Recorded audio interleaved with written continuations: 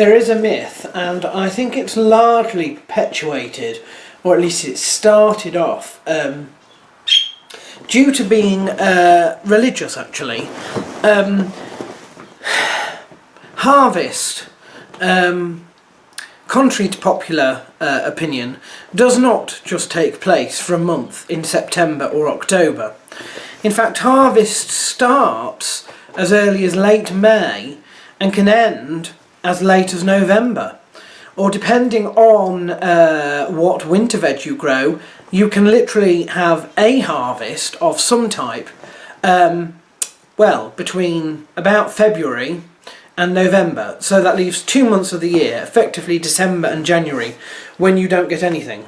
Unless, of course, you grow parsnips or Brussels sprouts, in which case you can harvest them in December. So, I mean, to be totally honest with you, growing, planting, harvesting, it happens all year round.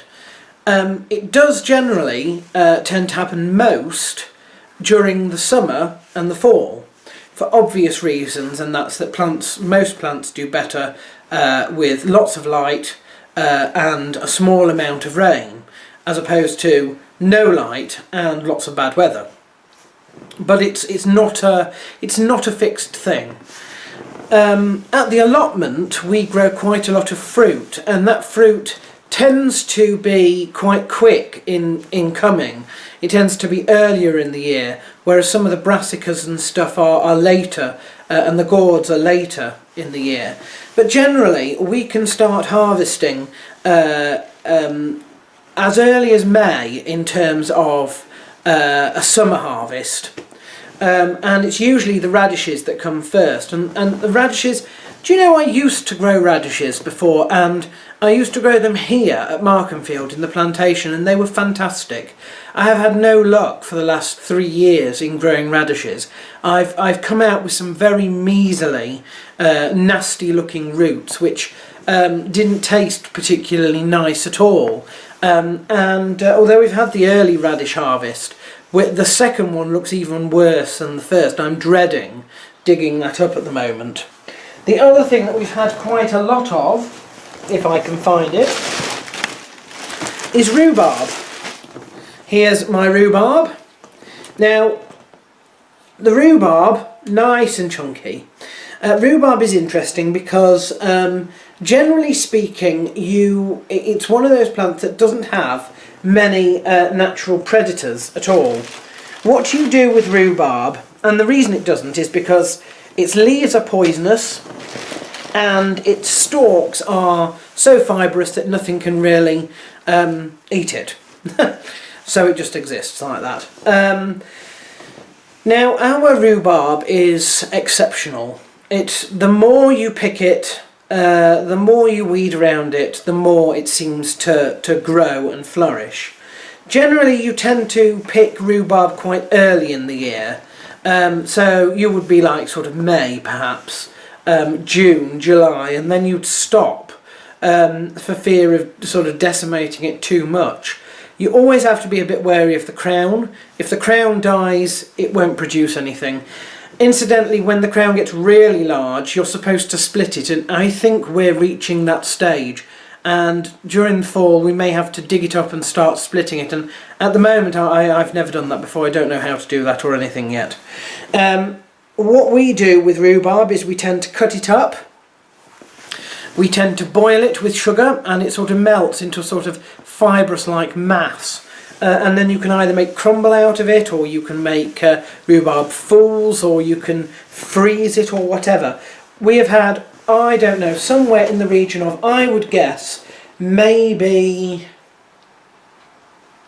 50 or 60 stalks so far this year from it. It's an absolute blessing. It's fantastic. I know rhubarb plants that do not do so well. So I think it's a bit of a luck situation if you happen to have a very good rhubarb. When we get to about this time, it's July, we've got a number of things that are being harvested all at the same time. And it's about the earliest time that you can say we're bringing in a proper harvest. Every time we go down there, we're harvesting something. And there's 4 or 5 things coming in at each time. That's when I say This is the early harvest. It's started now. The gears shift from having planted things to pulling things up. We won't be planting much more now until we put our winter veg in, because now is the time for harvest. What have we got to harvest? Well, we have, look, oh yes, whoops, strawberries. We have lots and lots of strawberries, and they are very sweet this year. And juicy. Some of that is because we've had a lot of rain.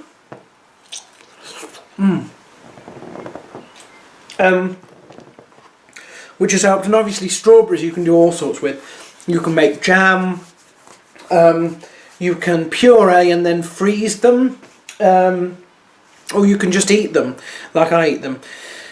We do net them, although we've taken the net off now that the harvest has started, because we have so many strawberries. Each year we have so many strawberries that by the time we've finished harvesting the first wave, we tend to basically want the birds to eat lots of because we have just too many strawberries.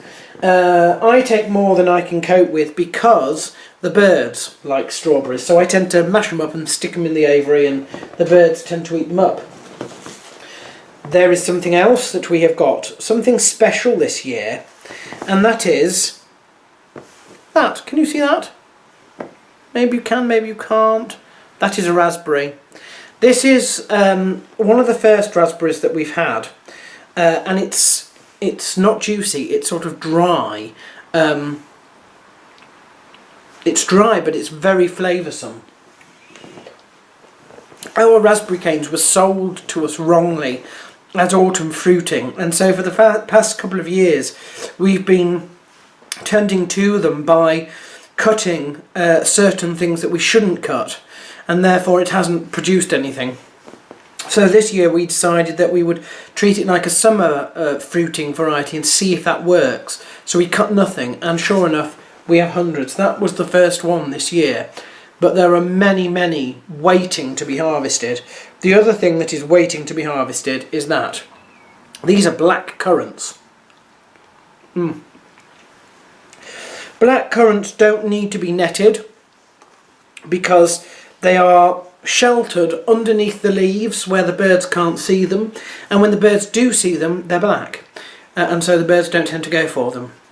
When birds do go for them, they find they don't like them, and the reason for that is that these are tart. They are quite sort of bitter. I think they're magnificent. The longer you leave them on, the sweeter they get, but you should remove the big ones so that the little ones can swell, because you tend to find that they ripen at different times. They're not all ripe. We have some that are green still, we have some that are sort of browny colour. Only pick the ones that are black, because if you pick them too early and you eat them, they will be so tart that they'll give you stomach cramps, trust me. As you can see, that's the first gathering, and we have a reasonable amount there. Again, I'm going to put these out for the birds. I've never tried them out with black currants. I don't expect them to... I mean, look at that one. That is a super size. Isn't that a super size? What also is lovely about black currants is the whole bush smells black curranty. It's so weird. It is so weird. You see, that one's sweeter, larger, been around longer. I don't expect the birds will like that very much, but I am going to just put some out and see how they feel about it. What else have we got? Well, we have been growing for quite some time now. Let me get this one out. It's quite thick and oh dear, it's all fallen apart. There we are. Oops, no, there we are. That is a little gem lettuce, but it is not a little gem anymore. It is more like a romaine lettuce. It is huge. You can see it's bigger than my head. Again, I like to eat that in sandwiches. It's very strong. It is very strong for lettuce. You've never tasted anything like homegrown lettuce before. It is very strong. but the birds love it. So I won't manage to eat all of that before it sort of goes rotten, so I give most of that to the birds, but I keep a little bit for sandwiches in the same way, but with less of a harsh taste. Ta-da! We've got a red lettuce. This year we're growing green and red. Last year we also grew rocket. I don't think we're growing rocket this year. Rocket tends to bolt really, really quickly. So you sort of plant it and in a week it's bolted. There seems to be no point in doing that. We do have spinach, but I don't have any with me. I do apologise. Our spinach has grown and it is harvestable now. What I do have, which is quite interesting, is one of these. That is a kohlrabi. Kohlrabi is a continental eugenics project, basically. It's the cross between a brassica and a root veg. And what it does is it produces a root ball, but the root ball, you can see, is not where it should be. It's actually right in the middle of the stem. And the brassica bit is a bit lacking at the top here. And they come in purple or green. I grew purple last year, I've grown green this year, and obviously you strip off the leaves and you boil them like cabbage. With the ball you can either cut it and boil it like you would a turnip, or you can grate it and you can eat it raw. Now it tastes like broccoli stems. The stem of broccoli, it's so weird because you wouldn't know if you were blindfolded and given a broccoli stem and a piece of this, you would not know which one was which. As I say, it's sort of a manufactured thing, basically. It's not natural, it's a crossbreed. And the kohlrabi is literally basically the turnip cabbage, which is what the continental Europeans have created. It looks like a satellite. They're so strange when they're growing in the ground, so strange. I love them because they are. I love the shape and the fact that it just swells up and it looks like some sort of alien thing. Anyway, so I've got some of that. The harvest has started on that. We have been eating for some time now our spring onions because we plant them and we do successional planting. And you can see that they are actually quite reasonably sized. That one is almost a jumbo spring onion. That is not a bad spring onion at all. These will be blow your head off spring onions, so it would be advisable not to go like that because it would blow your head off quite literally. What else have we got? Oh yes, the peas. Now I don't need to do much with these because I know that you've already had a video about peas, but our pea harvest has now started in earnest. We've pulled off, I don't know, a whole sort of that sized plant pot full of these. They've swollen up nicely, and the peas inside are delicious. They are very sweet. I wouldn't boil them because I think they would probably spoil the taste. I like to pop the pod and just eat the whole lot. The other things that I've got to show you are in the other room, so we'll have to relocate. Right, so the other thing we have is the carrots. We've grown two types of carrot. This type, which is the normal, I call them pencil type because basically they're long roots. And as you can see, we've done quite well. They are a tiny bit small, but they're very flavoursome, and I think we've done exceptionally well. No sign of green fly. We've grown them under netting. We also grew ball carrots, and now some of these are better than others. You can see this one, for example. That's quite a good example of a ball carrot. But you'll also note that occasionally with some of these, the ball carrots particularly tend to go Chernobyl. Basically they split. It's perfectly edible, but the thing with carrots is you don't just have to water them. You have to water them consistently, so they get roughly the same amount of water. because if they get a large amount and then a small amount and then a medium-sized amount, what it does is it makes their roots split like that, and that's when you get the deformity, you see. The other thing that we've started harvesting now are these potatoes. Our first earlies are ready, and usually with a potato plant what you do is you wait. It grows, it flowers, it dies, and once it's dead you dig it up. But these are new potatoes. Now, yes, you are correct, they are slightly large for new potatoes, but they are our new potatoes. So we dug these up after the plant had flowered, but before the plant had actually died, which is how you're supposed to do it. And again, they've given us a small crop, but as you can see, they are huge.